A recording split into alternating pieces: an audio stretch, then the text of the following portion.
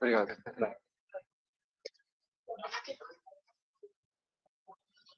Bom, gente, vamos lá então. Desculpa o atraso aí. Hoje a gente vai começar a conversa aí sobre o drive respiratório, tá? Então, a ideia hoje é a gente conversar esses dois tópicos, né? Sobre anatomia e fisiologia, pelo menos o que a gente conhece, né? Se lembrar que o sistema nervoso central é uma verdadeira... Nossa fisiologia é uma caixa preta. O sistema nervoso central é extremamente mais desconhecido ainda. E falar alguma coisa rápida sobre a mensuração do drive. Que a gente fala sobre o que é drive, e na verdade, drive é uma entidade um tanto quanto, como é que fala isso, abstrata, né? Bom, só uma coisa, como é que vocês definiriam drive respiratório? Todo mundo já falou essa palavra alguma vez na vida. Então, como vocês definiriam? Depois eu desafio vocês a pegarem pega o livro básico de fisiologia, depois venham para a literatura de medicina intensiva e procura a definição de drive. Assim, mais uma vez, é uma entidade abstrata. Né? Mas, de uma forma geral, acho que a gente pode pensar no drive como uma forma de comunicação, quer dizer, a intensidade de sinais que sai do sistema nervoso central para os órgãos efetores, que são a musculatura que vão fazer o movimento mecânico da inspiração e expiração. Acho que a gente pode pensar dessa forma hoje, tá bom? Bom, quando a gente fala do centro respiratório, então, só lembrar que o centro respiratório também, assim, o que a gente conhece hoje? A gente tem 3 grupamentos principais posso dizer até de núcleos, que cada um desses grupamentos envolve mais de um núcleo.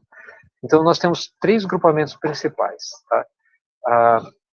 2 que envolvem o bulbo, um dorsal, um ventral, e um que envolve a ponte, assim, tá bom? Esse é o componente controlador da respiração. E do bulbo, onde ficam os principais núcleos efetores, que são os núcleos dos nervos frênicos. Não são os únicos, né? Lembrar que a musculatura diafragmática não é a única musculatura que a gente tem respiratória. Bom, e aí vai o componente efetor, que vem o diafragma e toda outra musculatura respiratória. No próprio diafragma, no resto da musculatura, nas articulações, nas vias aéreas, no parênquima pulmonar, a gente tem mecanorreceptores e também quimiorreceptores em outras localidades, principalmente no sistema arterial e venoso também. E todo esse componente de recepção, de propriocepção, quimiorrecepção, serve como um componente regulador, tá? Que vai também mandar sinais de volta para o nosso centro respiratório, que vai modular esse componente efetor. Então, isso aqui vira uma alça de feedback, tá bom? E, fora isso, a gente tem o nosso componente supratentorial, quer dizer, a gente consegue controlar, pelo menos parcialmente, a respiração. A gente consegue fazer uma apneus, a gente consegue fazer uma apneia, não por muito tempo, mas a gente consegue. Isso aqui não é supremo a isso que eu estou querendo dizer, tá bom? E, de um jeito ou de outro, talvez não tão diretamente quanto essa seta, esse componente regulador também tem suas influências no nosso componente supratentorial. Por exemplo, se a gente tentar fazer uma apneuse, em algum momento a gente vai ficar desesperado de falta de ar, mesmo sem ter grandes variações de gases. Provavelmente isso é mais por conta do componente periférico, exacerbando o componente central. Ó, gente, isso aqui é um desenho bem grotesco, tá? Voltando aqui nessa região do centro, o mais importante a gente saber desses 3 conjuntos nucleares que eu falei para vocês, é que assim, o conjunto pontino ventral, ele é o nosso núcleo efetor. É ele que da onde saem as referências para a musculatura respiratória. Tá? O núcleo pontino dorsal, ele é o responsável por receber e processar todas as aferências mecânicas não supratentoriais. Tá? E o núcleo bulbar é o núcleo que comunica com o sistema nervoso central, com o diencéfalo, com a região límbica nossa, mas ele tem duas grandes funções. Uma que é a apneústica, quer dizer, se a gente deixasse só o bulbo controlando o núcleo ventral núcleo bulbar anterior, a gente ia ficar em apneuse. Tá? E o núcleo pneumotáxico faz parte dessa região pontina aqui também, que assim, o conceito do pneumotáxico é que ele começa a nossa aspiração, não é só ele também. Gente, essas interações são bem interessantes e quase infinitas. Estudar os núcleos é uma coisa difícil. Isso aqui é só um exemplo das possíveis técnicas que a gente tem para chegar onde a gente chegou de conhecimento. O que eu posso dizer para vocês, ele é vasto, mas a impressão que eu tenho é que ele é mínimo perto da grandiosidade que é o nosso controle respiratório. Mas o jeito de fazer isso, a gente tem, número 1, microeletrodos. Microeletrodos que podem ser colocados em várias regiões do sistema nervoso central, inclusive no nosso tronco, e medir o potencial. Se a gente coloca vários eletrodos dispostos numa linha sequencial, por exemplo, a gente pode saber de onde ele nasce e para onde ele vai. Primeira característica.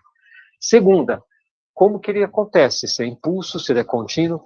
A nossa tendência é trabalhar em impulsos, só que em impulsos tônicos, quer dizer, são pulsos com uma frequência muito rápida que se comportam como um componente tônico.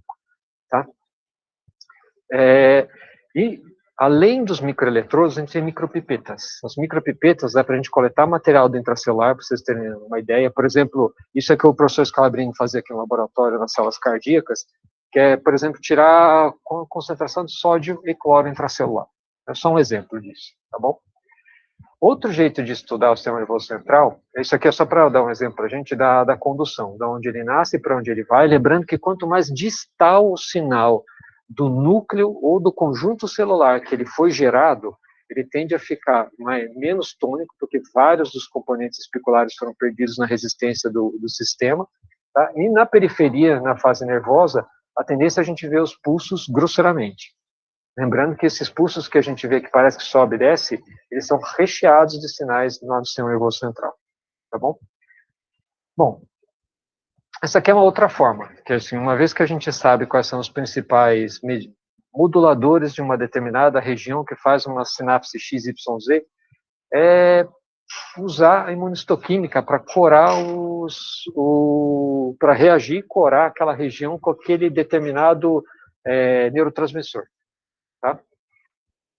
Aqui entra esse indivíduo que a gente vai conversar um pouco sobre, é um dos grandes estudiosos do centro respiratório, é um fisiologista norte-americano, estadunidense, vivo ainda, Jack Feldman, tá bom? Ele que descreveu uma boa parte do que a gente tem no sistema nervoso central, tá? Isso daqui é um estudo também do professor Feldman, que ele fez aqui? Isso aqui é na região do núcleo de Botzinger, não é núcleo de Botzinger, é núcleo Botzinger só. O que ele fez? Ele simplesmente injetou glicina. E aí ele viu o que acontecia, que a glicina era quem começava a intensificar a tonicidade dos sinais, quer dizer, que era o neurotransmissor que era o responsável por começar a atividade daquela região. Tá? Só para a gente ter uma ideia, por que esse núcleo chama Botzinger? Porque esse aqui é uma foto dele em 2017 aqui no Brasil. Tá? O núcleo Botzinger, na verdade, a descrição é isso aqui, uma região ventrolateral do bulbo, que é predominantemente glicinérgica, certo? Só que quando eles estavam discutindo isso, que ele tinha acabado de descobrir isso na Alemanha, e ele estava tomando uma garrafa de vinho Botzinger, o núcleo ficou chamado de Botzinger. Tá? Agora, por que o vinho chama Botzinger é outra história, você precisa procurar, não tenho a mínima ideia, tá bom? Mas assim, acho que todo mundo que for ler centro respiratório vai ler muito da área Botzinger e da área pré-Botzinger. Pré-Botzinger é muito mais citado que Botzinger. Mas só para a gente entender que não é nome de ninguém, não. Aliás, é o nome do vinho, não de uma pessoa, acho. Deve ser muito bom. Olha, cara, esses caras não costumam comer e beber mal, não. Bom, vamos lá, então. Esse aqui é um dos experimentos, a descrição da área pré-Botzinger do professor Feldman. Só para a gente ter uma ideia da complexidade. O que ele fez? Isso aqui é o animal que ele estava estudando, tá? Ele desenhou aqui.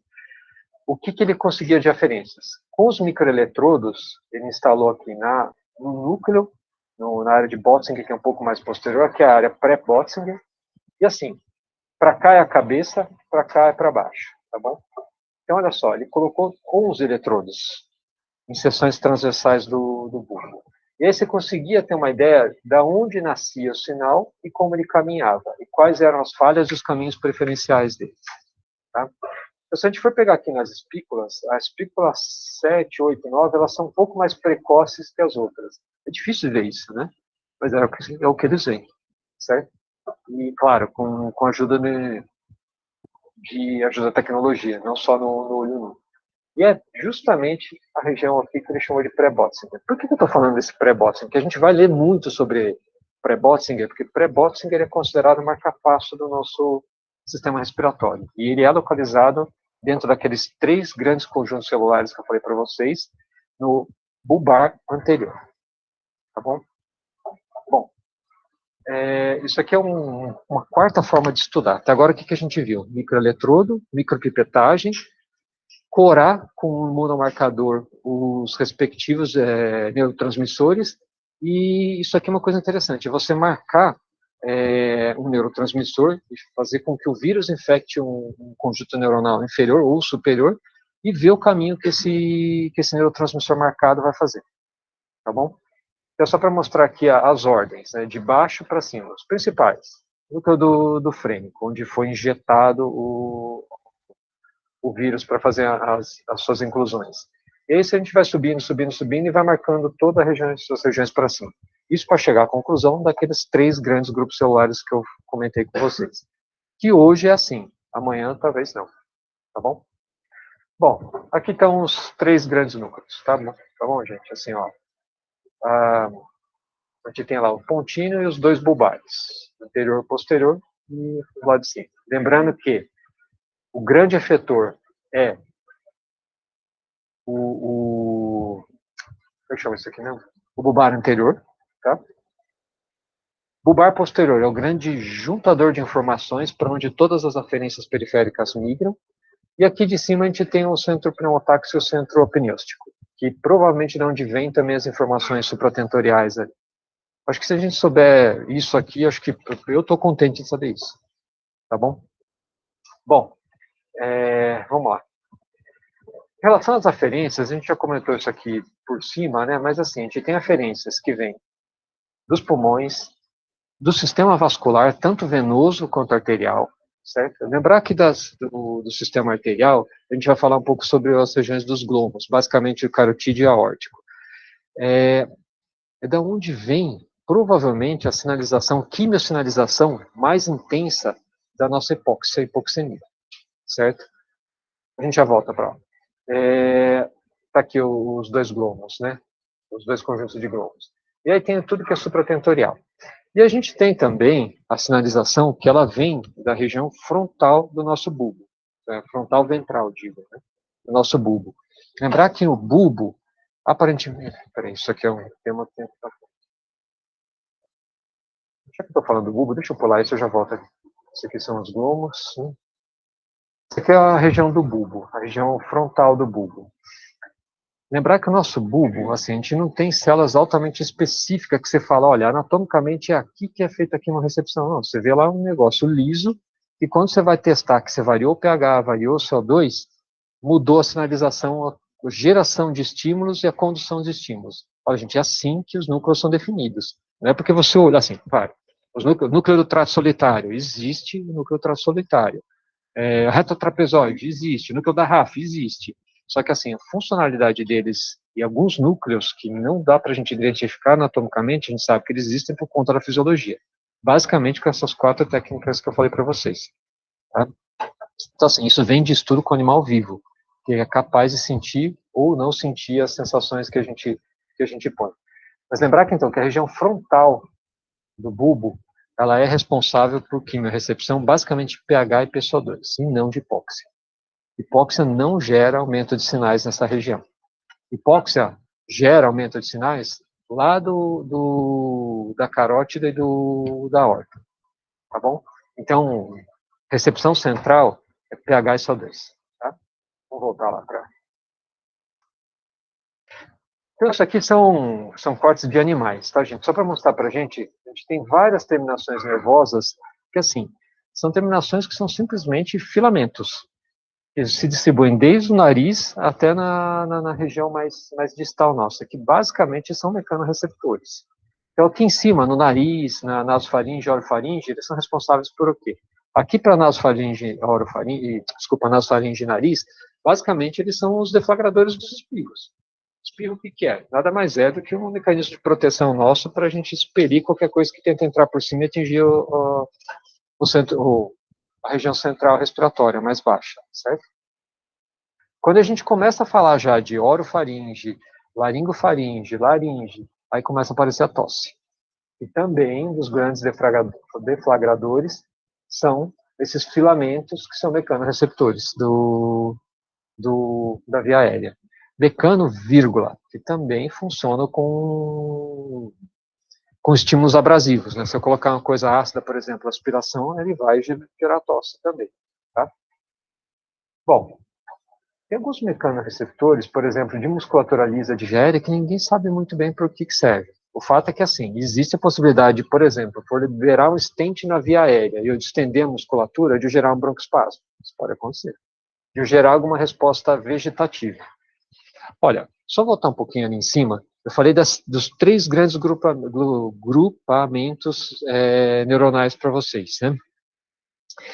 Essa região do bulbo e ponte baixa é uma região que, assim, é uma região de alta integração. O que passa por ali? Por exemplo, o sistema reticular ativador ascendente, nossa consciência, certo? Segundo, toda a resposta vegetativa nossa, cardíaca e vascular. Terceiro, respiratória. Então, assim, a gente tem 4 coisas neurovegetativas extremamente importantes que saem dali. E, assim, a gente falar que, assim, aqui é um núcleo, aqui é outro, aqui é outro, isso é responsável por isso é responsável por aquilo, uma área de integração muito grande, é difícil falar isso, né?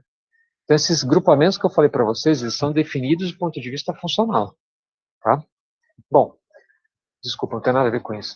Mas, ainda assim, lá na parede alveolar, a gente tem também aqueles microfilamentos, aqui já é microscopia não óptica, mas agora eletrônica, né? E tem os filamentos nervosos também, que são os chamados mecanorreceptores. A gente vai ler como receptores justo-alveolares, mecanorreceptores de resposta rápida e resposta lenta, e assim vai. O fato é que existem, e eles são subtipados diferentes, parecem ter funções diferentes, mas a gente sabe muito bem o que cada um deles faz, tá bom? A gente vai voltar um pouquinho mais nos mecanorreceptores ali de baixo. Isso aqui são os glomos, tá? Tanto ali da carótida quanto da aorta. Aqui, a gente faz quimiorecepção para pH, PCO2 e, principalmente, como eu já havia comentado com vocês, com oxigênio. Tá? Isso aqui é só para mostrar para a gente, quando você torna um glômus hipóxico, o nível de sinais dele é tônico, assim, todos os nossos receptores periféricos, eles têm uma sinalização tônica, tá? Quer dizer, são vários impulsos que nem tomada, né? Tipo 60 Hz para cima. E você tornou hipóxico, eles aumentam o nível de sinais. Se corrigir a hipoxemia, eles voltam a baixar, tá bom? É assim que funciona a nossa sinalização. Isso aqui é um experimento bem interessante, que os autores fizeram o seguinte, eles pegaram e modificavam o líquor que circundava o bulbo. Então, olha só, quando você sobe o pH, o que acontece? O EtCO2 do animal sobe e o volume corrente é mais baixo. É esperado, né? Agora sim, você começa a baixar o pH 7,3, já cai o EtCO2 porque aumentou a ventilação alveolar minuto, subiu o volume corrente para aumentar a ventilação alveolar minuto.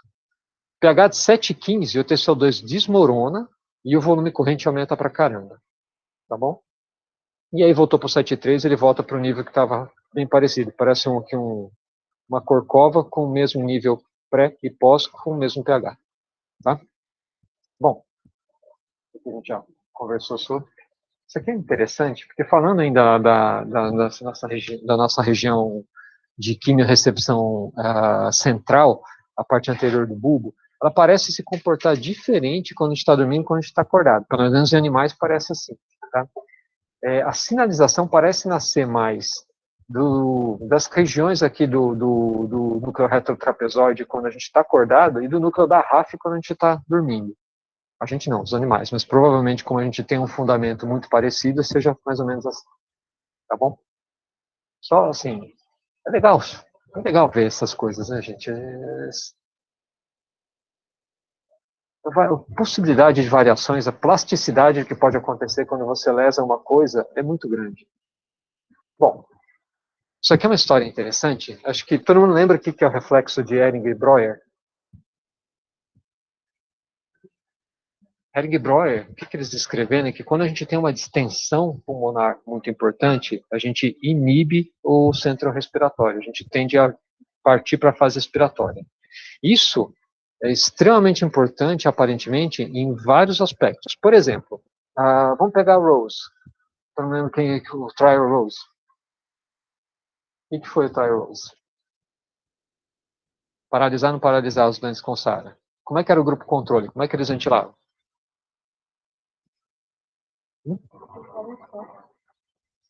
Assim, o mais acordado possível, sempre, só que com a PIP alta. Eles usavam um esquema de PIP alto do estudo alveolar. Por quê? Porque a gente tem já dados de literatura, inclusive aqui do Caio, do Leite, do Marcos Salamato, que assim, com as PIPs mais altas, a gente tem um esforço respiratório menor dos animais e pacientes também, tá? Esse é o reflexo de Ehring-Breuer. Quanto mais distendido, maior são as forças mecânicas aplicadas no interstício do pulmão, a gente tende a partir para a fase expiratória. Talvez seja um dos limitantes respiratórios nossos, tá bom? Dr. Hering era o professor do Breuer. Breuer era um estudante de medicina que largou a faculdade de medicina para ir estudar, fazer ciência com o Dr. Hering, e depois ele voltou para a faculdade. Quem descreveu tudo desde o início foi o Breuer. Então, vocês vão pegar os fisiologistas, eles chamam em geral de reflexo de Breuer-Hering, não Hering-Breuer. Mas os livros nossos são Hering-Breuer. E aí veio esse indivíduo que chama Henry Head. Head era também estudante de medicina, só que era britânico. Ele foi estudar também com o professor Hering, e ele percebeu uma coisa.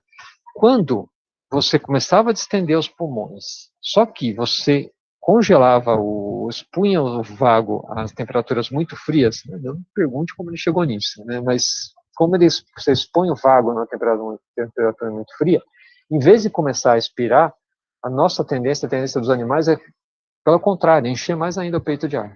Por isso que chama reflexo paradoxal de Head, que é a modificação da Hering-Breuer. Isso aqui hoje é considerado o reflexo do nascimento nosso, né? Quando a gente nasce com o pulmão todo colabado lá, dá aquela primeira puxada e entra o ar frio lá dentro, que a gente está tudo quente, e tende só a inspirar mais, tá? Talvez seja o que acontece nesse momento, né? Bom, tá jóia. Isso aqui são as respostas que a gente tem quando a gente vai subindo o CO2. Olha que interessante, a nossa tendência é aumentar a ventilação valar minuto, né? Perfeito.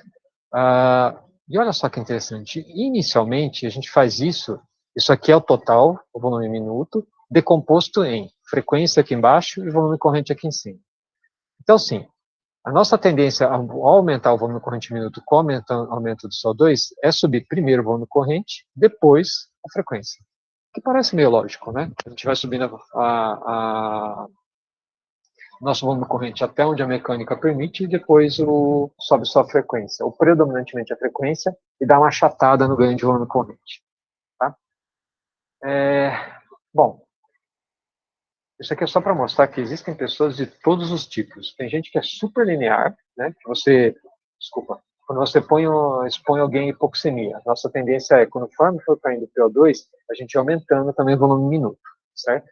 Mas essa resposta é extremamente variável. Você pode classificar em pelo menos dois fenótipos. Os caras que respondem linearmente, que são esses daqui, vão subindo a frequência, subindo o volume relativamente junto, e os caras que são perdidos aqui, né, que explode a frequência e o volume, sobe a frequência, mas não sobe muito o volume. Tem que explode a frequência, o volume, mas fica com frequência baixa. Então, é variável. Mas tem gente que não dá para chamar isso de linear, mas vamos chamar de linear o comportamento de correlação só, né? Esquece que é linear. Olha só, isso aqui é uma colocação interessante, que isso aqui é a fisiologia aplicada à beira-leito na medicina intensiva, basicamente, certo? Então, se você pega aqui, você tem aqui a ventilação minuto num paciente, você tem o PCO2. Isso aqui, conforme a gente vai aumentando o PCO2, a tendência é linearmente a gente aumentar o volume minuto. Esse linear não é tão linear assim, porque lembra que a gente tem espaço morto E uma vez que a gente tem espaço morto, quando eu aumento, por exemplo, a frequência, eu estou aumentando o volume de espaço morto com a frequência. Quando eu aumento o volume corrente propriamente dito, isso eu vou aumentar o volume de espaço morto, mas ele é muito menor do que quando aumenta a frequência. Tá? Então, talvez pela nossa fisiologia, seja esse o grande motivo da frequência subir por último, depois de subir o volume corrente. Tá? Mas, ó, então essa aqui é uma resposta linear de uma pessoa normal. Isso aqui está escrito aqui como a hipérbole a metabólica nossa, que é o VCO2. Considere isso como VCO2, a produção de CO2. Olha que interessante. Uma pessoa normal faria isso. Aí vamos pegar um doente crítico acima da disfunção de múltiplos órgãos, qualquer uma das UTIs aí. O cara tem fraqueza muscular, que o cara tem uma paresia adquirida na UTI, seja lá de origem muscular, de origem de condução. Pode ter broncoespasmo, pode ter complacência pulmonar reduzida. E o que acontece? Durante a doença, por mais que o nosso cérebro tente responder dessa forma, efetivamente o que acontece com os efetores que são a nossa musculatura é isso aqui. Tá? Então, uma coisa dissocia da outra. Isso é interessante a gente pensar. Tem uma frase, depois eu coloco aqui. Ó. Esse aqui é um texto de revisão do professor Dimitris Georgopoulos, que é grego, é um dos casos que mais estuda drive aí na literatura, tá? Drive e infecção. Mas vamos lá. Acho que é só para algumas coisas que podem dissociar uma coisa da outra. Quando eu falo de redução, quando eu falei para vocês de perda de complacência do sistema respiratório, isso envolve não só perda de aeração do pulmão, mas também de rigidez muscular, tá? Por exemplo. Bom, essa é uma frase interessante do professor Georgopoulos, que, assim, a gente vai falar sobre mensuração do drive. Em tese, tudo que aumenta o nosso esforço respiratório, a gente está falando de aumento do drive, e deve ser verdade. Mas aquele gráfico anterior, que é isso daqui, mostra para a gente, eles são coisas associadas. Muitas vezes a gente está mirando nisso aqui e não tem ideia do que está acontecendo aqui. O que é isso aqui? Isso aqui é a expressão mecânica da respiração. O que é isso aqui? Isso aqui é a sinalização do sistema nervoso central para a musculatura efetora. Então, o drive real, ele está aqui. O que a gente está medindo está aqui em cima. Tá bom? Bom, então essa aqui é a frase que é interessante, né? Que nos doentes críticos, principalmente, a resposta ventilatória provavelmente e usualmente não está espelhando o drive respiratório para a gente. Uma coisa é fato, os movimentos são em geral no mesmo sentido. Se o estudante está fazendo mais esforço, pode ser que o drive esteja mais acentuado. Mas eu diria pode ser. Tá? Bom, isso aqui é só para mostrar para a gente assim, o efeito do espaço morto. Né? Isso aqui é da revisão do professor Georgopoulos também. Então, se a gente pegar aqui um mesmo indivíduo com VCO2 275 e 275. Só que aqui em cima, esse indivíduo tem um VD-VT. O que é VD-VT, gente? O D é de Dead Space, né? Então, assim, isso aqui é a relação do volume de espaço morto anatômico e fisiológico sobre o volume corrente nosso. 0,6 é alto? 0,6 é alto pra caramba. Qual que é o normal? É em torno de 20%, né? Se a gente for contar o espaço morto anatômico, 20, 22%. Tá? Então, isso aqui seria o mais próximo do fisiológico. A nossa resposta seria essa daqui. Subindo o CO2, baixando o CO2, a resposta da ventilação em relação ao CO2. Tá? Mas, com o mesmo VCO2, se eu aumentar a fração de espaço morto, o que acontece? Eu vou pular daqui para cá. Né? Então, eu vou precisar de muito mais ventilação no eixo Y para manter o mesmo CO2, que faz sentido. Né? Qual que é a definição de espaço morto? Não. Diga, Paulo. Perfeito. Então, é o ar que entra nos pulmões e não tem contato com a barreira de hematose efetiva. Certo? Basicamente é isso. Bom, vamos lá, então. Isso aqui é também da revisão do professor Georgopoulos. Vai mostrar para a gente assim, naquela curva entre resposta de CO2, isso aqui é CO2, tá, gente? Com ventilação, esse aqui seria o fisiológico, isso aqui seria alguém doente. O que a gente faz na ventilação controlada dos pacientes? Pode ser assistida, mas com volume controlado. A gente não deixa o volume variar muito. E a frequência, dificilmente, ela vai cair demais. Se ela cair demais, a gente vai intervir. Basicamente, a gente está fazendo é isso, né? A gente transformou a resposta que seria assim, resposta dos nossos efetores da ventilação, da musculatura, ao drive respiratório, que eu estou dizendo, tá? Então, a gente transformou o que deveria ser assim, deveria ser assim no sujeito rígido, se tornou dessa forma no indivíduo doente, aí eu intubei o doente e transformei nisso aqui, tá? Quando a gente passa para o doente para uma pressão de suporte, que ele consegue guiar aí a pelo menos frequência e pelo menos um máximo e um mínimo um pouco mais baixo de volume corrente, a gente fica paralelo ainda ao que é do paciente, só que a gente não deixa zerar nunca, né? E os modos proporcionais, isso aqui é uma propaganda dos modos proporcionais aí, né? O PAV, PAV Plus, hoje só tem PAV Plus, né? E seria mais ou menos paralelo à fisiologia. Só lembrando que a gente não tem nenhuma vantagem clínica de nenhum desses modos, tá? Bom, olha, gente, do drive respiratório, então acho que o que é importante a gente guardar? A gente tem 3 grandes grupamentos nucleares. 2 no bulbo, 1 na ponte, certo? Desses núcleos, o principal deles, que é o efetor, é o bulbar anterior. Ele que se comunica com, por exemplo, o núcleo do nervo frênico, que é responsável pelas grandes aferências. O posterior é quem organiza as informações que vêm dos mecanorreceptores, quimireceptores periféricos, tá? E os superiores são os que comunicam com o nosso sistema límbico, por exemplo, e é onde a gente tem o centro apnêutico nosso, certo? Só que é um centro apnêutico que ele não tem tanta função, pelo menos que a gente saiba. Talvez seja só resíduo da nossa evolução, certo? Bom, e drive propriamente dito, hoje eu definiria como conjunto a intensidade dos sinais que são emitidos do sistema nervoso central para os órgãos efetores barra musculatura respiratória, tá bom? Então vamos lá, como é que a gente pode mensurar o drive? O que aparece na cabeça de vocês? Vamos fazer se o drive se o conjunto de sinais que vem do sistema nervoso central para esse doente respirar, é intenso, não é intenso? O que vem na cabeça de vocês? Como é que vocês fazem essa brownie? Em parte a gente olha o esforço e fala, você nem está fazendo um esforço lascado, provavelmente o drive está sentado. E assim, cara, naquele caso extremo do doente que está com a língua de fora, provavelmente é isso mesmo. Certo? É claro que o que a gente está vendo de desconforto é produto de um drive respiratório com a mecânica não muito apropriada para aquele drive. Então, o dente tem vontade de respirar muito grande, é uma mecânica que não contribui muito. Então, o desconforto em geral é produto dessas duas, pelo menos essas duas coisas, né? Mas vamos lá. O que mais, então? Vocês querem fazer uma medida mais acurada. O que a gente pode levar em conta ali para ver como é que se comporta o drive respiratório daquele paciente naquele momento? Vamos lá, vamos correr um pouquinho para frente. Todo mundo já viu falar do negócio que chama P.1. O que é o P.1? P0.1. Não é uma coisa fácil de medir, mas também não é difícil. O que é o P.1?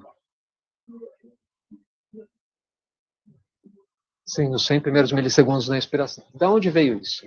É onde eu queria chegar. Por que ele é usado dessa forma?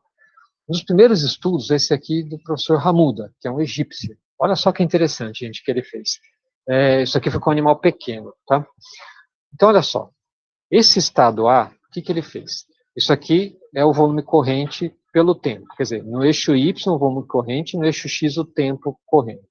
Gente, nessa época não tinha oscilômetro, não. Era você queimava o papel e ele era um sistema mecânico que ia marcando no papel. É o que vocês estão vendo aqui, certo? Então, olha o que ele fazia. Ele fez a marcação da respiração normal do paciente, do animal. Não deixa de ser paciente, né? Só que ele criou aqui, hipoteticamente não é o nome certo, arbitrariamente, tempo de 1,5 milissegundos e mediu o volume, que é esse T grande aqui, tá? O volume corrente que o animal chegava com esses primeiros 1,5 milissegundos, segundos, desculpa. E olha, nesse primeiro estado era de 105 ml, é um animal pequeno. 105 ml não deixa de ser grande para ele, tá? Aí o que ele fez? Ele seccionou o nervo vago. Quando seccionou o nervo vago, olha só o que aconteceu. Olha a profundidade. Era rasinha que cada inspiração, ela se tornou uma super inspiração. Certo? Então, assim, o volume corrente saiu de 105 para 400. Com 1,5 segundo dava 115 ml de volume. Aí, o que ele fez? Esperou 30 minutos e mediu de novo. Com 30 minutos, o volume corrente, que era imediatamente após a secção do vago, olha só que imediatamente após a secção do vago, o que aconteceu? Isso aqui era a respiração espontânea do animal. Caiu a frequência, subiu o volume. Agora sim, caiu o volume, ele manteve um pouco a frequência. Pouco não, manteve a frequência, né? E olha só, o volume nesse 1,5 segundo é de 105. Então, ó, vamos voltar aqui atrás. Era 105, foi para 115, aí voltou para 105. Quer dizer, basicamente o mesmo, né? Pouca variação, 10% de variação. Né? E depois, quando você coloca esse animal para reinalar CO2, olha só, o volume corrente foi para 550, nesse estado, ele aumentou a frequência respiratória, certo? E olha só, no tempo, agora sim subiu no tempo T grandão aqui de 1,5 para 210 ml o volume. O que dá para a gente abstrair disso que eu mostrei, dessa sequência que eu mostrei para vocês? Que nesse tempo X inspiratório, aparentemente assim, influências de quimiorreceptores, mecanorreceptores que tomam o vago como caminho, não tiveram influência no padrão respiratório do animal. Mas, se eu usar o sistema nervoso central agora com a retenção de CO2, isso ia influenciar esses primeiros 100 milissegundos. Perfeito. Essa foi a base de raciocínio para esse indivíduo aqui que chama Joseph Millikammer. Gente, até cometi uma gafe. Uma vez eu mandei para vocês lá um link com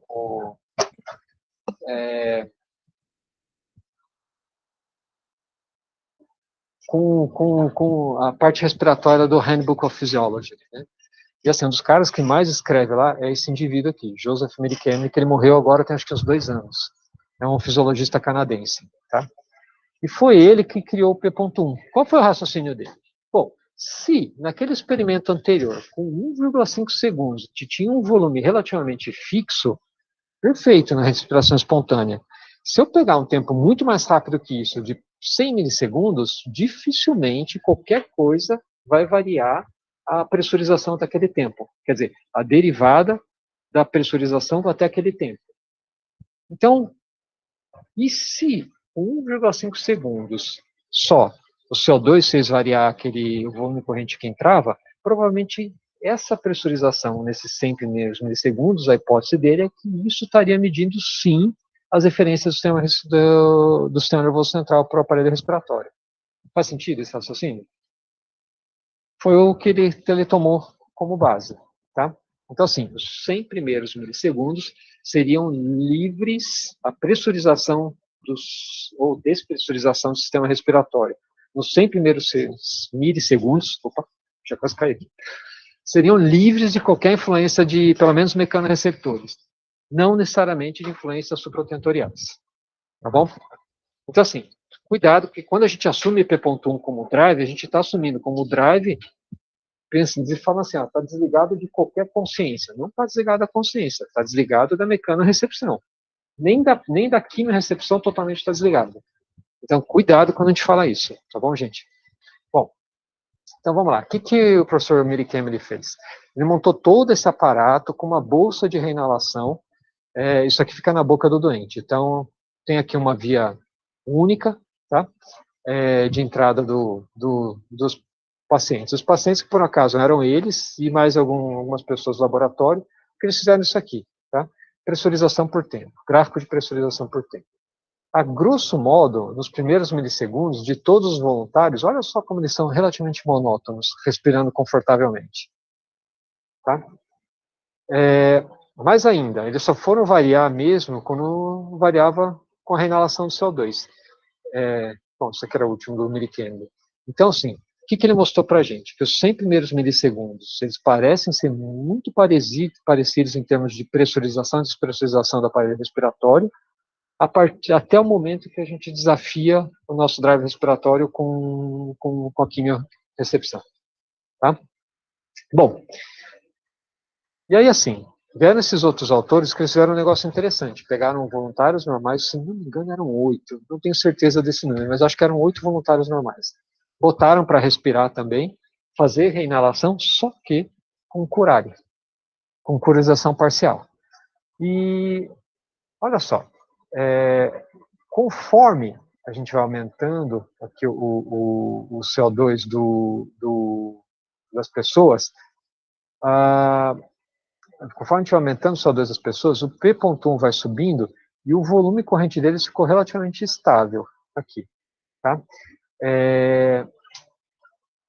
Conforme a gente sobe de 45 para 50 para 55, aí o P.1 ele tende a subir mais, ele marca primeiro a fraqueza, mas ele tende a subir mais de acordo com a gente sobe o CO2, só que nessa situação aqui de baixo, com muito CO2 e na paralisação maior, foi quando assim tendeu a cair o volume corrente, provavelmente por conta de fadiga das poucas fibras residuais que estavam sendo ainda inervadas. Conclusão final. Pelo menos com fraquezas leves e moderadas, o P.1 ele marca assim para a gente a resposta nossa da eferência respiratória, do drive respiratório, quando a gente sobe o CO2. Tá? Então, o P.1 ele passa a ter uma validade dentro de todas as suas limitações para o doente crítico. Isso aqui é só para mostrar outra forma, então, gente. Então, a pressurização dos 100 primeiros milissegundos, P.1. É um jeito da gente medir o drive. Tá, joia? O que mais que vem na cabeça? Olha, gente, hoje a gente consegue fazer eletromiografia, eletroneuromiografia. A gente consegue ver o quanto que o músculo está recebendo e a qualidade de sinal que ele está recebendo. E a gente consegue ver num nervo o quanto que está sendo conduzido de sinal por ele. Tá? Para fazer a eletromiografia, por exemplo, a gente pode fazer externo, com vários eletrodos, isso a gente vai ver aqui para frente, ou com nada, com 8 eletrodos que a gente coloca pelo nariz e tem os 8 eletrodos ali na transição do diafragma, perdão, esofagogástrica, né? Isso aqui não importa muito para a gente, porque assim, PTP é um jeito de a gente medir assim, o trabalho respiratório, e uma vez que a gente está medindo o trabalho respiratório, a gente está medindo também as inferências do centro respiratório e o quanto de energia está sendo aplicado pela nossa musculatura nos pulmões. PTP, o produto pressão-tempo, nada mais é do que quanto assim, é a integral da pressurização pelo tempo, é o quanto que os pulmões foram expostos àquela monta de pressão, basicamente é isso, tá? Bom, peraí, o que eu queria mostrar aqui é que é o seguinte, não é isso aqui. Aqui, desse trabalho que vem, por exemplo, os 3,5 aqui de P.1 que a gente usa, né, no dia a dia. Isso aqui eu queria mostrar, né, porque assim, uma outra forma da gente medir, esse aqui é o pico do potencial conduzido pelo frênico, medido pela eletroneuromiografia transesofágica. Então, vejam, existe uma correlação com o P.1 medido no servo, tá? Assim, gente, o P.1 tem umas características. Vocês lembram como, não chamei tanta atenção, mas vocês lembram como o Millikan ele mediu? Lembra que era um aparelho que ficava na boca de voluntários normais. Então, assim, me parece muito mais lógico a gente medir o P.1 com a pressurização da pleura. Pelo menos a gente ia tirar esse componente mecânico da dissipação de energia gerada pela musculatura, que vai passar pelo pulmão complacente com alta resistência para despressurizar a via aérea, que é o que a gente está medindo. Faz sentido isso? Mas ele é validado para a pressão da via aérea. Então, assim, não é na pressão esofágica, tá bom? Bom, então vamos lá. Olha o P.1. Quanto maior o P.1, maior a espícula, maior a amplitude da voltagem registrada na eletroneuromiografia. Só lembrar uma coisa, gente. Se a gente pegar vários pacientes diferentes, a gente vai ter várias amplitudes diferentes para pacientes na mesma situação. Se a gente passar um catéter esofágico na gente, a gente vai ter várias amplitudes diferentes, da gente aqui todo mundo tranquilo, certo? Mas o mais importante é que a mesma pessoa, o mesmo sujeito, durante a exposição a várias situações diferentes, aí sim a variação individual parece ter alguma validade clínica. Mas, enfim, existe uma correlação entre o pico do potencial no nervo frênico com o P.1. principalmente quando a gente fala do mesmo sujeito. Então, é um jeito da gente medir o drive, principalmente quando você já tem uma medida basal do paciente, aconteceu alguma coisa, você quer mensurar se essa coisa que aconteceu teve efeito no drive dele. Então, dois jeitos da gente medir o drive respiratório. Um, depois do que já foi realizado, né, que é a atividade mecânica, que é medir P.1, e um, no estímulo neurobiológico, na condução da transição do sinal do sistema nervoso central para a tradução mecânica. Tá bom? Isso, teoricamente, seria o jeito mais ideal. Tá? Teoricamente, só que tem muito pouca validação dele. Vocês têm, bom, depois a gente conversa sobre isso quando a gente falar de modulação. E daí para frente, gente, tudo que se expressa em esforço, desde que ele seja exacerbado, provavelmente está traduzindo para a gente um drive acentuado. Isso aqui é só o estudo da validação do delta POC, tá bom? Lembrar que o delta POC é a gente fazer uma pausa expiratória, esperar o doente inspirar, ver o quanto ele é negativo até ele começar a liberar o ar. Daí a gente solta a pausa. O ideal é medir mais de uma vez e tirar a média, certo? Bom, mas o que o delta POC está dizendo para a gente, ele foi validado com P.1 e com PTP. Quer dizer, ele diz para a gente a intensidade do esforço que foi feito na musculatura respiratória. E como intensidade do esforço da musculatura respiratória, a gente pode traduzir isso como talvez a eferência do sinal que chegou, neurobiológico que chegou do sistema nervoso central, ou seja, o drive. Tá bom? Bom, isso aqui é só para mostrar aqui para a gente que quanto maior maior o delta POC, maior a exposição dos pulmões à pressão negativa.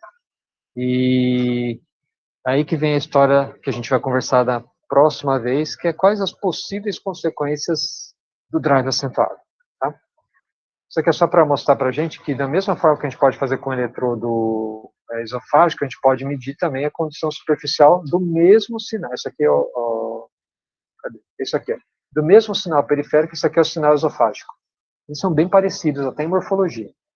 Quer dizer, a gente pode fazer um doente disparar o ventilador, por exemplo, com nava periférica, em vez de ser com nava do esofágico. Bom, essa aqui é só a correlação do pico de amplitude do sinal esofágico com o sinal de superfície. É bem parecida, então a correlação parece muito boa. Né? Ó, gente, correlação não é concordância. Então você vê que aqui, um dá 2 microvolts para dar 1 microvolt aqui. Correlação é que eles têm uma variação para o mesmo sentido, principalmente no decorrer do tempo. Concordância é o que uma forma de medir uma variável dá de valor que ela pode expressar a outra, tá bom? Então que logicamente elas vão ser diferentes, porque a gente tem distâncias diferentes do nervo frênico, por exemplo. Tá? Bom.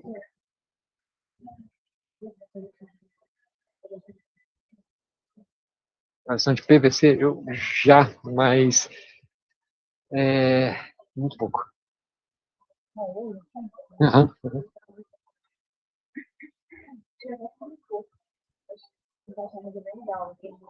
Paulo, lá legal. Uhum.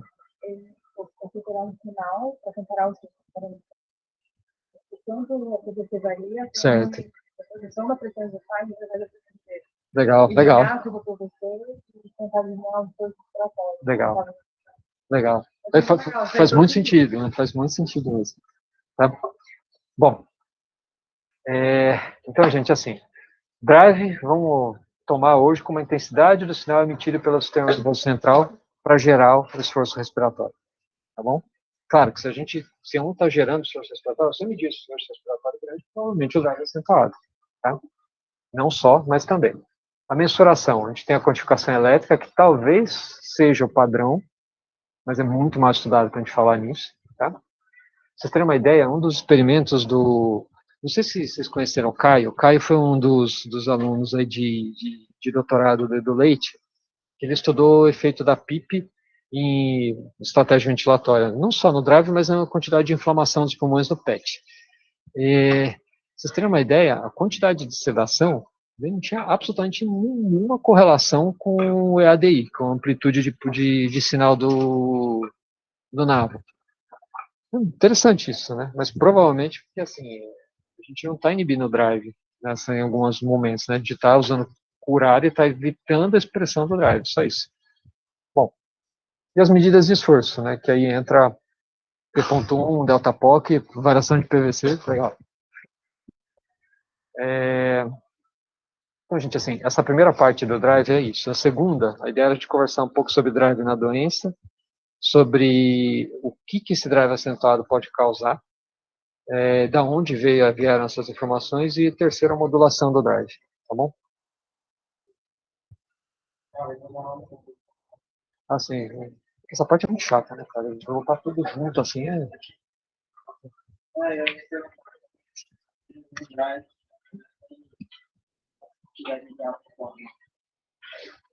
Cara, diminuir o drive, diminuir, assim, ó, uma coisa assim, é que quando você fala disso, é que você quer diminuir o esforço do paciente. Então, assim, você pode diminuir o drive ou não. Você pode só diminuir a tradução do drive no esforço, que é a bloquear. Mas, enfim, isso é outra conversa. Bom, a gente tem alguma colocação aí?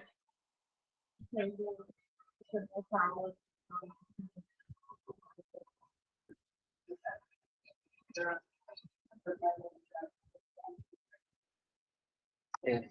Aí entra a colocação do professor Tobin, né, que, assim, você pega com um voluntário normal e deixa hipoxêmico, que em geral a gente realmente aumenta o volume corrente e tudo, mas a sensação de dispneia, isso a gente vai falar quando for falar de dos possíveis efeitos do drive na mecânica e na nossa sensação, as coisas são bem dissociadas, né? Então, assim, muitas vezes, assim, o que eu estou querendo dizer? Você pode ter um doente fazendo esforço lascado, bem hipoxêmico, sem queixa nenhuma. Né? Você pode ter um doente confortável, isso assim, isso não é bem estudado. Né? Acho que dado que a gente tem até da Juliana, da Pneumo, que você tem os doentes relativamente, que você olha para ele, não parece estar fazendo grande esforço, mas o swing de pressão pleural é extremamente alto. Né? Mas enfim, a gente tolera bem a hipoxemia. Então, o Tobin foi um dos sujeitos que ficou hipoxêmico no estudo dele, né, que ele baixou FO2 acho que até 15, 16%. Ah, sim, desculpa. Tem um exemplo aqui. Qual foi a sua sensação? Nenhuma, não dá pra sentir, não sente dispneia. No esforço, sim, fazendo exercício, sim, mas acho que sentir em qualquer cenário. Mas em repouso hipoxêmica, eu nem percebi taquipneica, mas só, assim, não senti dispneia. Não. 65 foi pior. Um pouquinho de medo deu.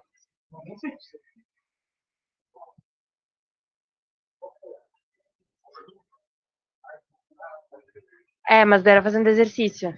Subindo a montanha, dava sensação de falta de ar.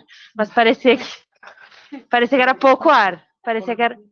Parecia que não era ar suficiente, assim, que cada inspiração precisava de ser mais. Parecia que precisava ser mais comprida do que eu tava fazendo, assim. Era essa sensação, mais ou menos. Mas só no esforço eu senti. Em repouso, eu não sentia, assim, mesmo hipoxêmica. Engraçado.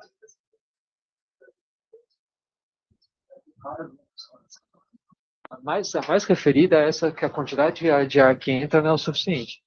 Né? Agora tem gente que fala que por exemplo, não, tem outro, não me vem à cabeça. Né? Agonia é um jeito de referir. Assim, o texto original, o cara que esqueci o nome. Bom, enfim, se vocês forem procurar no Blue tem várias publicações do cara. Eu mando uma para vocês, assim, que eu tipo vou achar lá no computador. E ele conseguiu separar em fenótipos, né, de dispneia. Isso é bem legal, né? Que eles podem DPOC.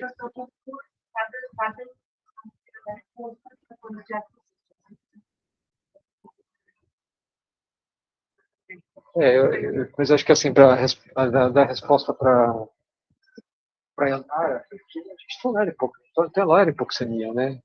E muitas vezes o que a gente está vendo de drive acentuado, acho que não é a hipoxemia o mais importante. É que assim, o N é muito pequeno, mas um estudo que talvez tenha em paralelo essa ideia é o Landmark, né, do Marcelo Amato, lá com o pessoal do Canadá, o Engage. E só lembrar que nos passos para diminuir o esforço respiratório, o primeiro era subir FO2. E aí quase ninguém ficou por aí, todos progrediram o passo. E assim, teve uns 40% que chegaram no bloqueio parcial. Né? E no bloqueio parcial também não resolveu todo mundo. Estava todo mundo em action. Hã?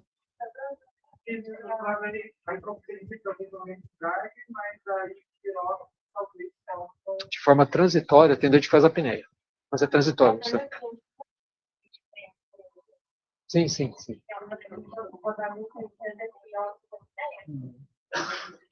É que na ECMO também a gente extingue o CO2, né?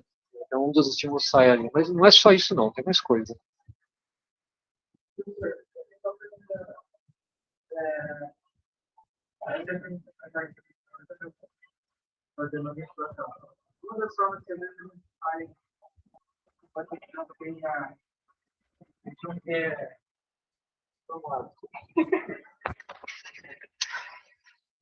A gente não quer ter uma sincronia muito grande, mas também não quer bloquear o nosso paciente. Às vezes o que a gente faz é aumentar bastante a frequência respiratória para o paciente ficar encostado.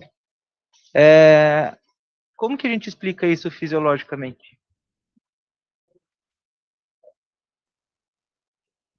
Bom, Gabriel, assim, eu acho que deve ter muito mais do que eu vou falar. Mas, assim, pelo menos dois jeitos de pensar. Um é você substituir simplesmente o esforço respiratório para gerar um volume corrente minuto do que era do paciente para o ventilador. Perfeito. Isso eu acho que num doente não inflamado funciona bem. Fora isso, tem uma coisa que se chama entrainment, que é aquela coisa assim, se você for parar para pensar, para a gente gerar o estímulo nosso, o, a descarga do ventilador, pô, você tem a descarga neuronal que vai passar para o sistema nervoso, que vai chegar na musculatura, que vai negativar a pressão pleural, que vai transmitir para o pulmão, que vai transmitir para a via aérea. Quando cair a pressão na via aérea, vai cair a pressão da cana, vai cair a pressão do pneumotacógrafo, que dos mais modernos são lá no ventilador, não são proximais. Assim, deu um caminho longo. Tudo bem, você tem um Nava que talvez dê uma encurtada nesse caminho, você pega no meio do caminho. Não é lá em cima, mas é no meio do caminho. E o jeito, talvez, a gente pensar nisso de deixar a frequência alta para o ventilador, às vezes, assim, não é sempre que dá certo, gente, mas se vocês tiverem a oportunidade de um dente estar lá, sei lá, com 35 frequências respiratórias, vai lá e põe uma frequência no ventilador em 35, ou 36, uma a mais. É assim, o que pode acontecer? Exatamente quando o doente entra para respirar, muitas vezes o ventilador ele já ia entrar mesmo e já está com a válvula aberta. E mais ainda, às vezes estando sincrônicos, o que acaba acontecendo?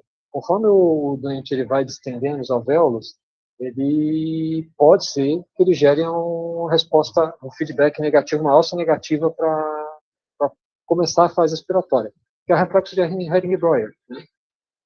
Onde eu estou querendo chegar? Vai chegar uma determinada hora que ele vai começar a entrar certinho onde ele quer. Alguns doentes, não são todos, principalmente os que estão extremamente inflamados. Os que estão inflamados, mas não extremamente inflamados. Eu digo inflamado porque assim, tem doente que você não consegue fazer nada com ele. Né? Doente que você vai precisar bloquear.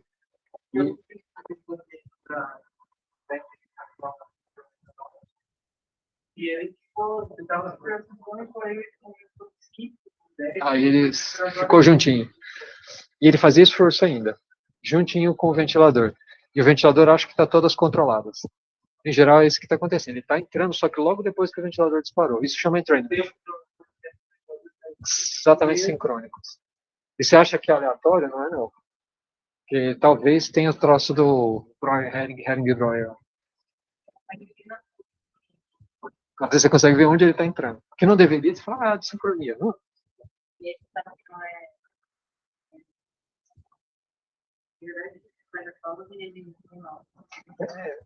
Que assim, é o trigger.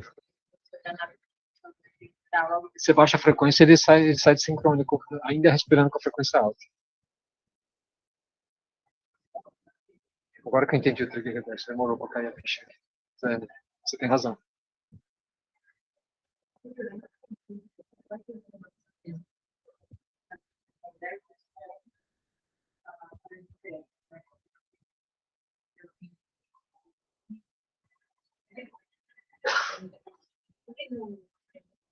foi um achado. Porque, assim, na verdade, assim, a ideia de sistema respiratório é tirar qualquer estímulo, por exemplo, Hering-Breuer, que possa influenciar durante o ciclo respiratório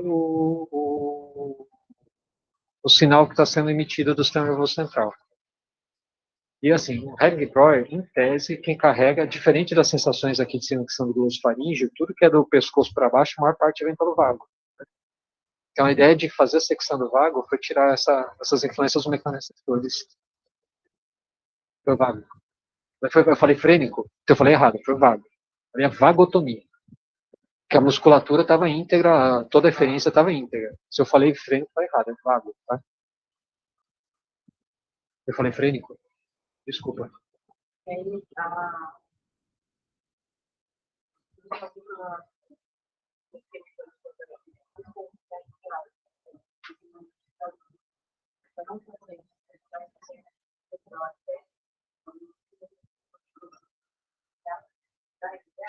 É.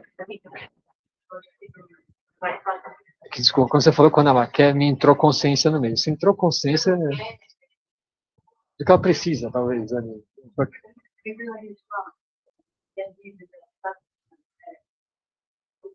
Tá.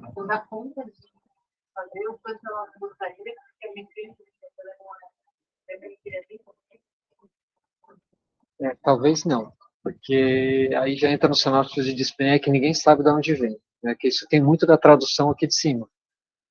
Se for só assim, se tirasse o componente, o dente está desligado, está em coma, né? E assim, não tem nada de sensações, nada de afeição, nada de emocional dele ali no meio. É que assim, de um jeito ou de outro, quando a gente começa a sentir falta de ar, você já tem um componente do supratentorial modulando também o drive, né? Talvez ele tente puxar mais ar, mesmo sem saber o que está fazendo. Talvez, estou falando tudo talvez, né? E aqui, então, assim, eram os bichos anestesiados com o vago cortado.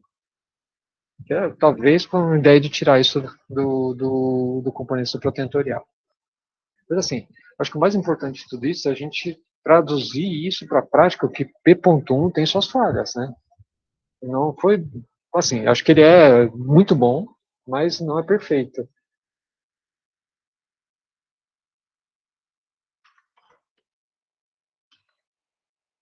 Esse aqui é o experimento do professor Millikameny. A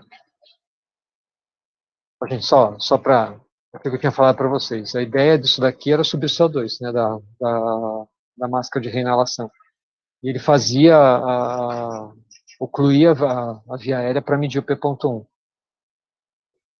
Lembrar que os ventiladores modernos medem sem oclusão, certo? Talvez, ninguém sabe direito o algoritmo, eles atrasem um pouco a abertura, mas oclusão não é feita, não. Não, estou falando P.1 mesmo. Porque assim, o servo mede o P.1. Assim, ele é um pouco discrepante, mas não muito do P.1 referência, que é o P.1 com oclusão. Oi? Eu acho que não tenho certeza. Do G eu não sei mesmo. O servo não oclui. Pelo menos oclusões grandes. Talvez, mais uma vez, ele atrase a abertura da válvula. Não deixa só a oclusão. Esqueci que ia mostrar. Ah, sim, peraí. Tá no Ramuda. Aqui. Aqui não está escrito em nenhum lugar, mas o section, desculpa, se eu falei frênico, tá errado. É vago, tá? Nem no título está escrito. Ah, não, tem sim, no título lá. Vago, tá? Bom, gente, alguma coisa a mais aí? Então vamos embora.